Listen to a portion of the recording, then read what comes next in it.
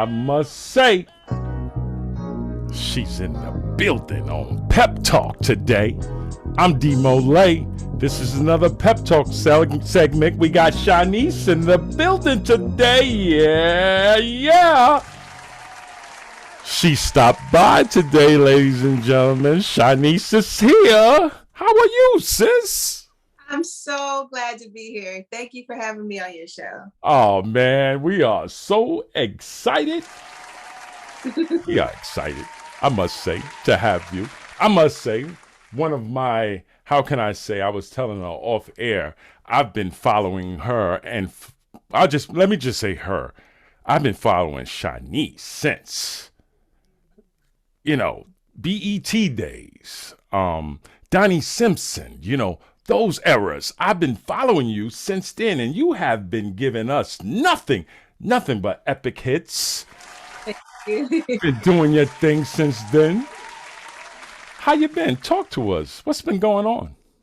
Oh, everything is great. I'm just so thankful, so many years later to still be able to do what I love, and that's, sing and I'm working on new music, and so I'm excited. I've been doing a lot of shows, Okay. so back on stage doing Yes. concerts. What's that feeling like to be back on stage? Because I know you're coming out of a pandemic. I can't say coming out of a pandemic because we kind of like still in a pandemic. Yeah. Yeah. What's that like? It adds a whole layer of like extra stress. I'm not gonna lie. Like, Right. I enjoy, like, once I walk out on that stage, it's I love it. I love seeing the fans. I love singing, but just the whole COVID thing, it's actually really scary, but Yeah. I'm so glad to be able to get back out there. And it seems like things are starting to open up more and cases are going down. Mm-hmm. So not as bad as Mm-hmm. it was in 2020. So yeah. Right. That's great, right? We got people chiming in, and we want to say thank you for stopping by, ladies and gentlemen. I mean, welcome to Pep Talk. Welcome to Pep Talk. I mean, this. Let's. Hold on. We gotta get them out of here. We gotta Mute this. Your videos, please. Mute your video. There we go. Yes. So let's talk about. I mean, I'm like, we're here on Pep Talk. Glad to have you. Let's go back.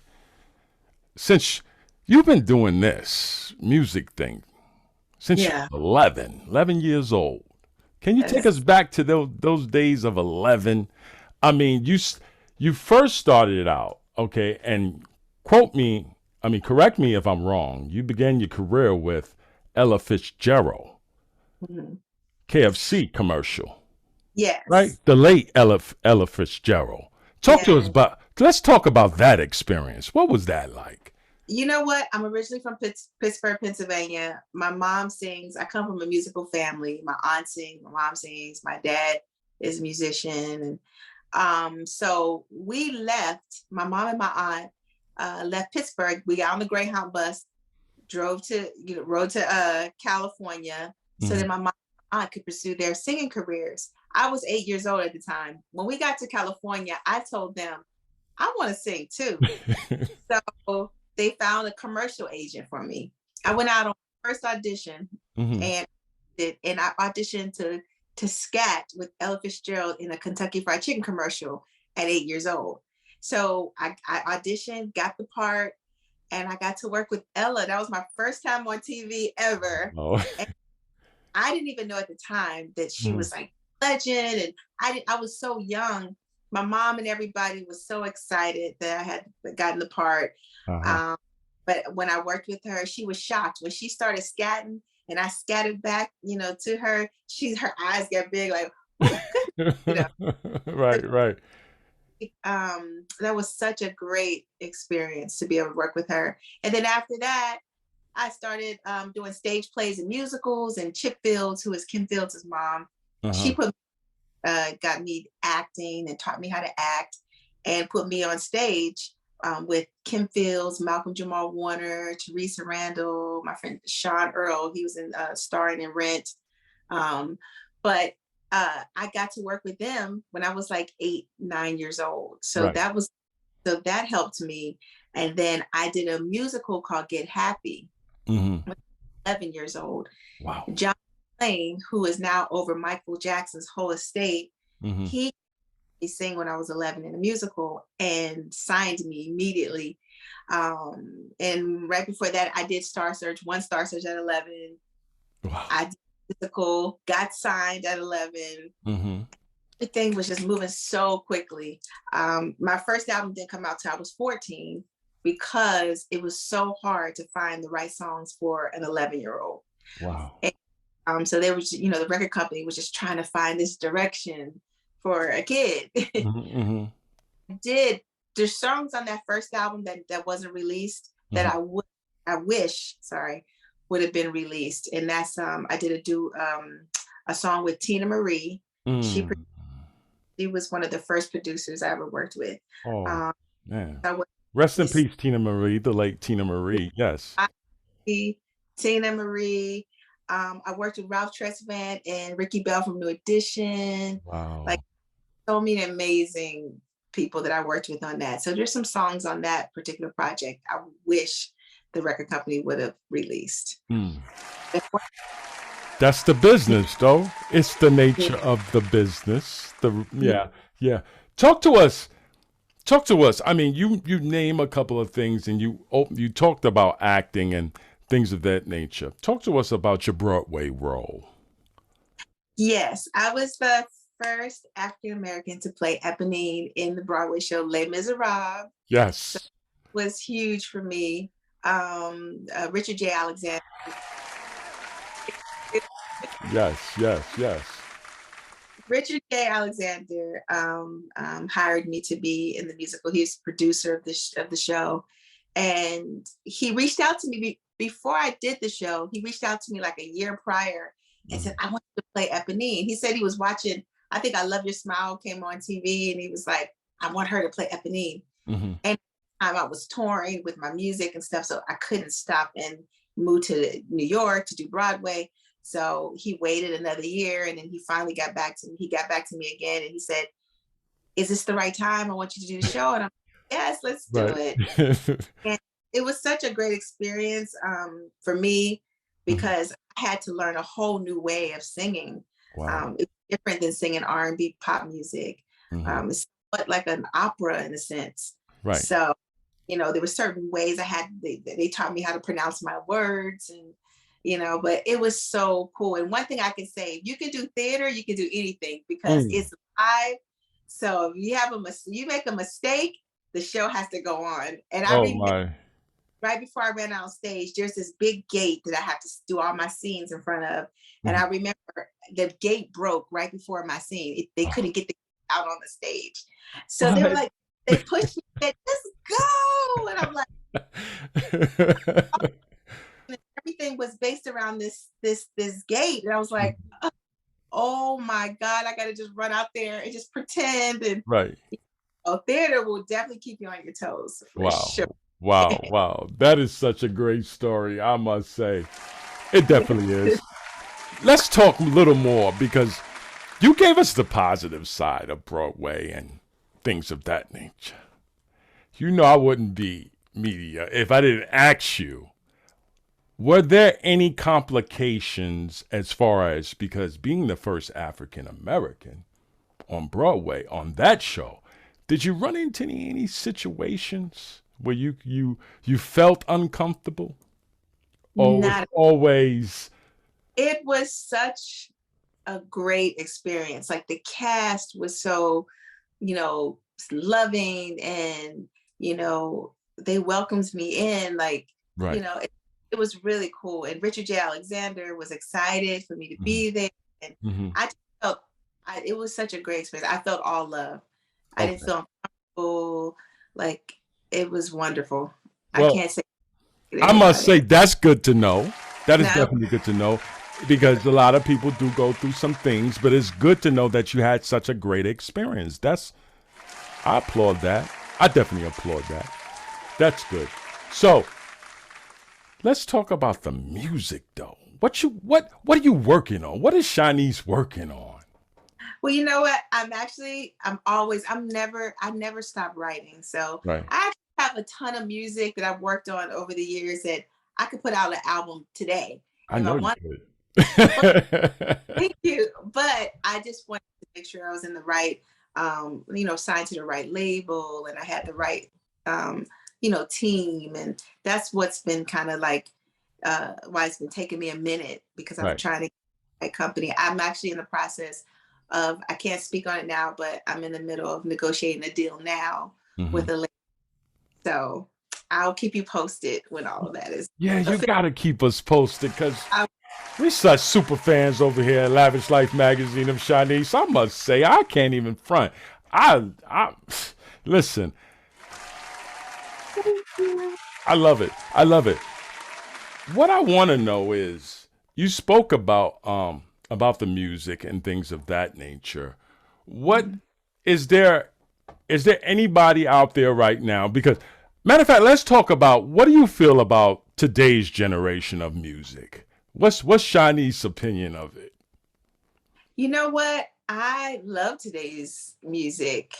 Um, my kids, they laugh at me because I am so current. Like, I listen to all the latest stuff. Is there anybody you want to work with? Oh my gosh. Like, if you I can name someone right off the top of your dome, yeah, who would I you? honestly love to work with Bruno Mars. Ooh. Like, for a duet with Bruno Mars. You know what? You're a good marketer. You know why? Because if you work, you know why I say that? Because if you work with Bruno Mars, you got a hit. That's I love out the it. gate. Out the Always, gate. Huh? yeah. And Anderson Pack, like the two Yes. of them. If I could do a Yes. song with them, it would be great. I It- love what they're, and I love the fact that they're current, but they always include the kind of like the old school sounds. But yes. but Yes. so like everyone can relate to them. The new generation can relate to them. The older generation can That's relate a to them. fact. That's a fact. I just love it. I would love to do a record with them. Yeah. I think that would be dope. Anderson Pack, Bruno Mars, if you listen, Yeah. our niece is ready.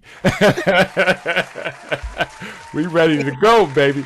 I want to ask you a question. What do you prefer? What do you like most? Do you prefer live performance with a band, or uh, a more of in the studio recording intimate moments?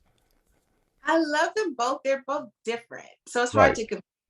But I love being on stage because I love feeling the energy from the crowd, from the audience. Hmm. You know, such a great feeling. I'm gonna be honest with you though, but before I go on stage, because I am a naturally shy person, like I'm very, very shy. Right. I'm so shy that when I was signed to Motown, they had to hire someone to work with me on how to do interviews, because I after I signed, I would Right. just get no answers. I really, but anyway, before I go on stage, I get really, really nervous. But then once I get out there, it goes away, and I Right. just love. Being in the studio is a lot of fun because you get to try different things and be creative. My thing is I love stacking backgrounds. Mm. Like I on my backgrounds, and I love to the way it sounds when you like double your voice like in the backgrounds, and Hmm. I love doing that. So I love creating in the studio, and I love stage. So You can't. I can't do more than the other. Oh man, I'm gonna be honest with you. That's that's dope.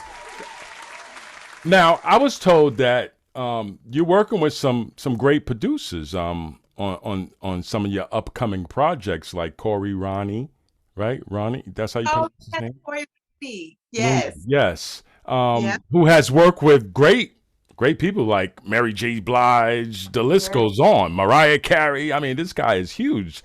He's Talk to working. us about working with him. Are you excited? Yes, I am very, very, very excited. He's like Okay. one of the producers. He did Real Love for Mary and a lot of big hits, and I'm so, so excited. He's been a friend of mine for many years, and and this is the first time that we're gonna do some serious like some music together. Mm, So mm. I'm So, do you have any up tempo music on this up and coming project? Do you have a title? I don't have a title. It's still in the beginning Still stages. in the So beginning stages. No, yeah. no title. We waiting for the title. We waiting all the. We love the beginning stages now. Don't get us wrong. Now, you know. I have a song that's on iTunes now, and it's called "He Won't," and I put that out years ago, but it's up tempo. You can check that out. It's still online. It's called "He Won't." Oh, it's called "He Won't." Okay, ladies and gentlemen, if you just tuned in, we're here with the fabulous Grammy-nominated singer, songwriter, Shanice, actress. She's in the building. Yeah. On Pep Talk, we got her here today. I say, you're very iconic, I must say. Very iconic to our community as black people, black folks. We love you, Shanice. I'm gonna be honest with you. In the 90s, let's go to the 90s when I Love Your Smile and when you got nominated. Did you I know you got nominated for was it BET? I mean, right? Yeah. Soul Train. Soul Train. I'm sorry. Yes, and I was nominated for Grammy. Yes. And Khan won that year, and I was just so thankful to be nominated. And when Shaka got the award, I said, okay, Shaka deserves deserves it, and I was not mad at all. I was just so thankful to be nominated. Did you go? Yeah. Because I got this thing too. I know when you get nominated, you show up. Most of the time, people don't show up. Like, I don't know the behind the scenes, but me watching the Grammys and things of that name, not the Grammys. Yeah, I can say the Grammys, all the award ceremonies. When I watch them and I see that they get nominated, but they don't show up. Like, no. Like you'll see Drake. Drake could get nominated and he don't win, but he's not there. Right. I was there. I'm like, this was like one of the biggest, like, it was a dream to be nominated. That's like every recording artist's dream. Mm-hmm. Yeah, to be nominated, right? Yeah. Talk to us about that moment though, sitting there and you're like, okay. Because a lot of people, I'm gonna say this, a lot of people say this about award ceremonies, and I want to know, this is a question I want to ask you. A lot of people will say, it's not, they know when they're going to win. Is that true? Do you actually know who's going to win in the category? No, I don't. You don't, right? Don't know. I'm going to be honest with you. People that I know, not everybody, but people I know, they know when they're going to win. They know. That's why they don't show up. They know when they're going to win, but you didn't. I didn't know. No. I'm just saying, they do. So, I guess that's the conversation amongst me and my friends. I don't know. I don't know. But, yeah. So being nominated, I know is a big deal. It's got to be a big deal. Not to bring home the gold is even more a big deal. Because I'm saying you have had countless hits. Thank you. And especially with Soul Train, I'm like, wow, she didn't bring home the gold. And then it was kind of disappointing. It was, right? Honestly, it's my fans and my supporters have been so good to me that means more to me than actually walking home with, coming home with them. So as long as the people out there are still supporting me, that's all that matters to me. And support. That's what counts. As long as you got the support. And you've been doing this how long? Tell the people how long Shanice been doing this music. Oh my Dang.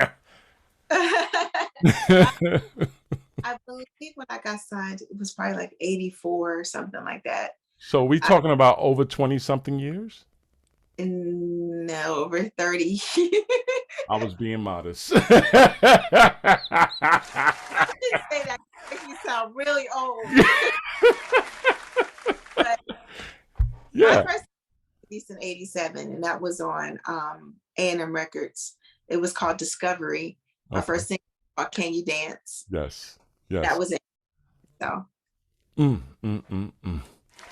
That's a long time to be in this game. So I So since you've been in the game, let's talk to the fans, the people that are actually watching and listening.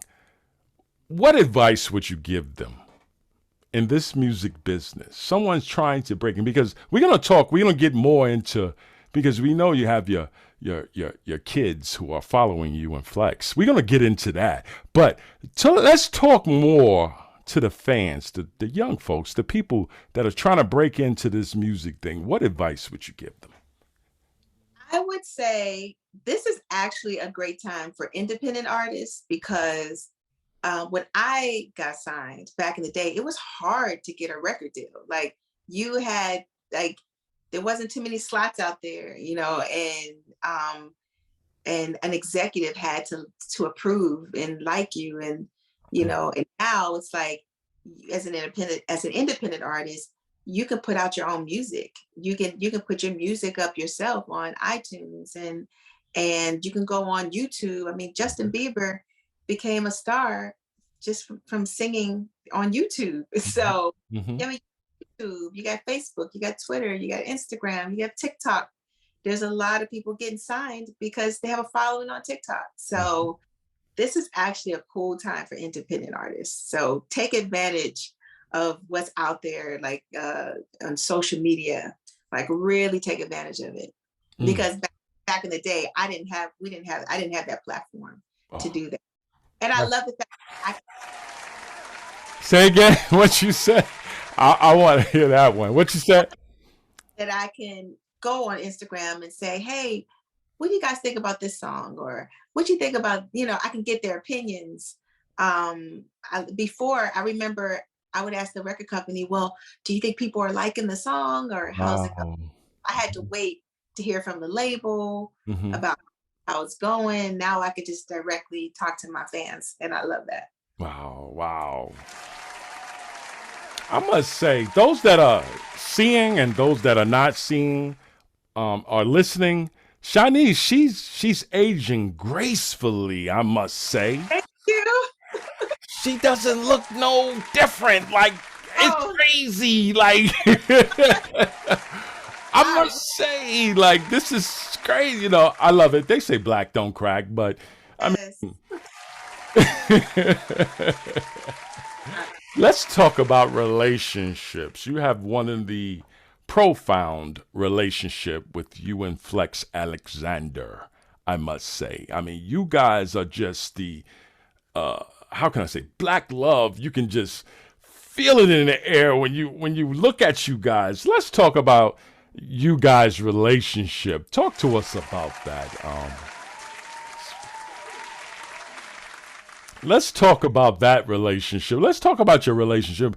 You guys been together for over, I must say, I don't want to exaggerate, over 20 plus years. Been married for this week. It'll be 22 years. 20. We're at our Yeah. 22 year anniversary on Saturday. So I'm excited. Oh, happy anniversary. I love it. I love it. Talk to us. You know what? I married my best friend, Hmm. and we've had our ups and downs. I can't say there's no such thing as a perfect marriage. No. So I mean, we've gone through a lot. We've lost everything. We've had everything. We've lost everything. We've gotten everything back. You know, there's so many things. But when you marry your best friend, you work at it. Marriage is work, and it has to be two people who love each other enough to put in the work. And we just have fun. We pray together, and we laugh. We try to make each other laugh. Like even when I don't know if you saw a reality show we had years ago, but we Oh, went through. yeah. I told you I'm a super fan. Yeah, we love.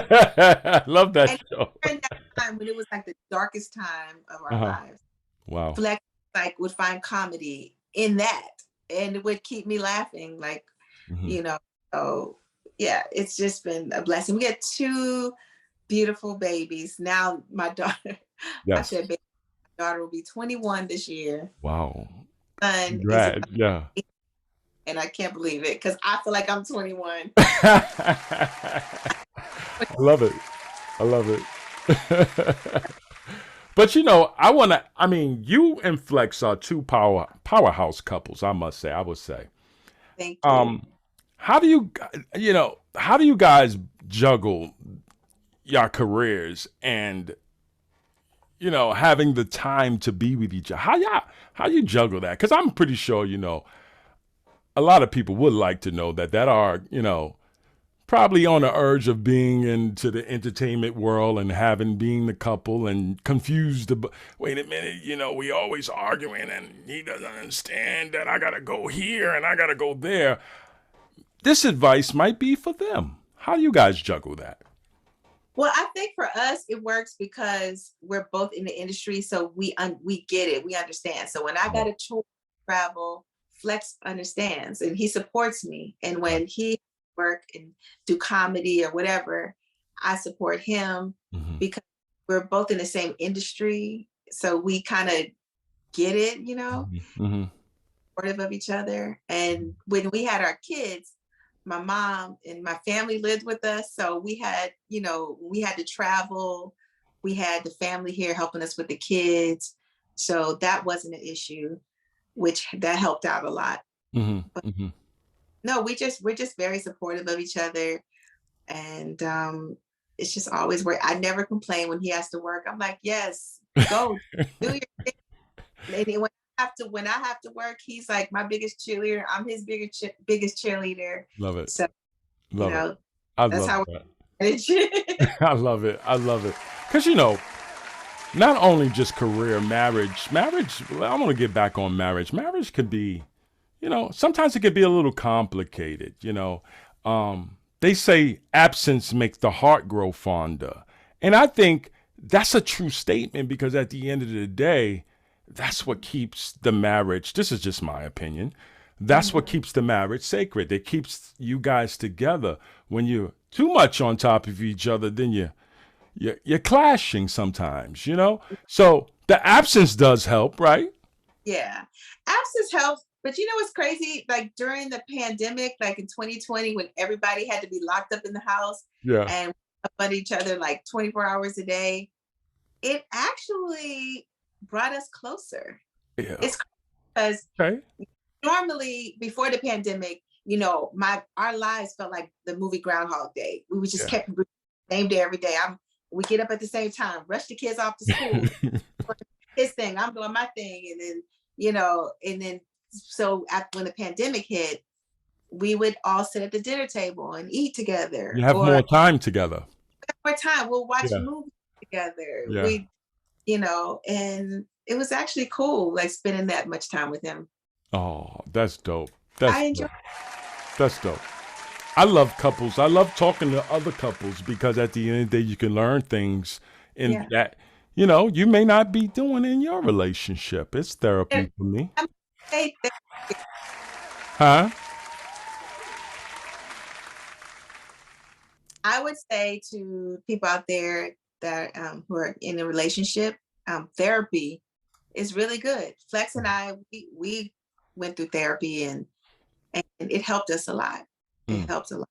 So would you say just do therapy even if you ain't got issues in your relationship? It helps regardless.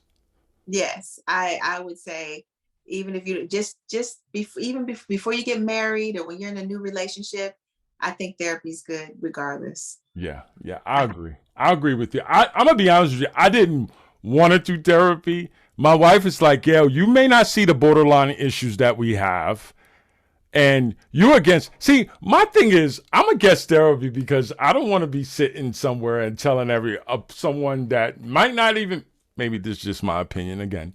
Sitting and telling somebody my issues that might not even be married, or can really relate to what I have going on as a color person. I don't know. That's just my fear of therapy. And am I wrong for that? Yeah, because I don't know. When Flex and I had therapy, there's things that I tried to explain to him myself that he didn't get. Right. But then we sat down and talked to someone else, and the way they broke it down was different, and he understood. I guess when you talk to a professional, they have a way of wording things that makes everything clear. Mm-hmm. So. Yeah. I guess that is it for me. What she said, Shani, I missed it because I was looking at the person chiming in. I apologize.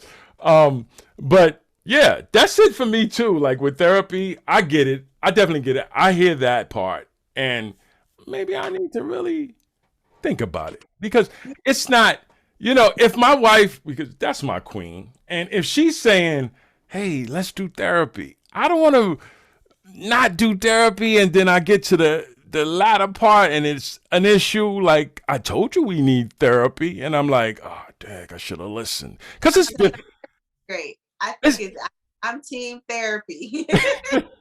that's what I'm saying. Like, I don't want to get to the point where I'm like missing something. Yeah. Does that make sense? I don't want to miss anything when it comes to something that my wife, because, okay, here I go sharing some more stuff. I'm going to share it. It's plenty of times where my wife would say, don't do this. Do it this way. Go this way. And I'll be like, I'm going to do it my way. And it ended up backfiring on me. You know what I mean? I should have listened to her. Yeah. That happens all the time. I'll tell him something, he doesn't listen. He's like, babe, you were right. I should have listened to you. And I'm like, I told you. See, the Bible version, and you guys, I want to say this and I'm going to let you go. I got two more questions and I'm going to let you go. But the Bible version say, oh, Adam, Eve, told him not to bite off the apple and he didn't listen. That was the bad thing, that he didn't listen. But the majority of the time, a woman is there to help you in situations to get you out of certain things. Yeah. You know what I mean? So if you listen, it'll help you a whole lot. I got a tendency, I tell my kids, I said, listen, don't listen to that loud speaking voice that's in your head. Right. Listen to that. That's true. That's good. God is a whisperer. You're right. He's not aggressive. It's not aggressive when it's in your mind and that's another topic. But you free. You're right. I love it. But I'm just saying, and I know you guys are church going folks and, Yeah. spiritual. I want to talk about your kids' relationship with you guys as far as, because your kids are older now and they're into music, I'm hearing. Am I right? Our kids, both of them love music, and my daughter wants to act, sing, dance. Our son, he used to play basketball, but he just all of a sudden just said, I don't want to do basketball. My passion is music. So he's been like, he's in his room every day writing song after song after song.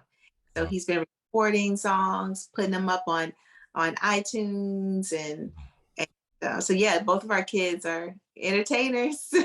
Oh man, that's brilliant. That is so dope. Tell us, I mean, what is the mentoring advice that you give your kid? Because I'll be honest with you, what I don't know if I should say, I'm gonna say it. What I probably would tell someone else, I'm gonna tell my kids something totally like, listen, I want them to really get it. I want to mentor them to the point where I don't want them to sway. I don't want to give them any bad advice. I want to give them the good advice, mentoring. So mentoring your kids, one advice that you would give them coming into this music business, what did you tell them? I will never sell your soul. I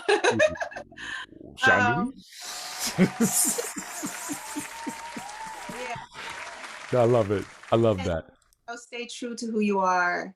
Always keep good people around you. When I grew up in the industry, I was a kid and I always had my mom there. My grandmother was like my tour manager. So she would tour, my family around me, and they protected me from, I didn't experience anything like, negative people and just negativity. I always had, great people around. So I'm going to probably be that same parent with my kids and just, keep great people around them and protect them as much as I possibly can. And stay true to who they are, and don't let anyone try to change them into how they think they should be.